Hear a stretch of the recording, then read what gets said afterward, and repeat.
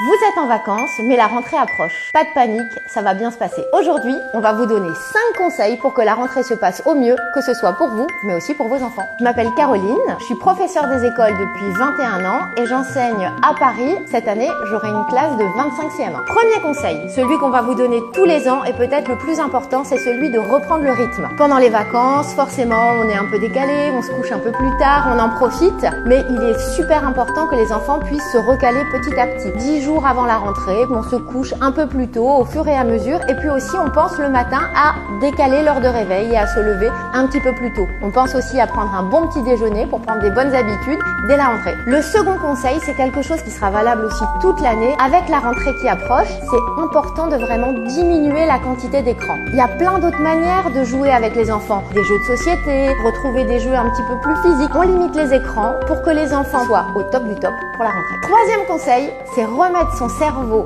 en marche, mais tout en douceur. Avant la rentrée, il est indispensable que les enfants reprennent un rythme de lecture. Dans l'idéal, il faut le faire tout l'été. Vous lisez un peu tous les jours avec les enfants. Juste l'idée de reprendre un peu le rythme et puis comme ça, on est fin prêt pour la rentrée. Le quatrième conseil, c'est peut-être aussi le plus important. C'est de prendre le temps de discuter avec votre enfant et de créer vraiment des moments de complicité entre vous. Dernier conseil, et celui-ci, il est que pour les parents, c'est faire confiance. Votre enfant, même si il a entre 6 et 10 ans, il est capable de plein de choses. Vous allez le voir grandir, vous allez le voir évoluer, progresser, alors faites-lui confiance. Il faut aussi faire confiance à l'école. Vous allez rencontrer des enseignants qui sont là pour vos enfants, pour les aider quand ils en auront besoin. Faites confiance à l'école, autant que l'école fait confiance aux parents et aux enfants. Vous allez voir, elle va être extraordinaire cette rentrée.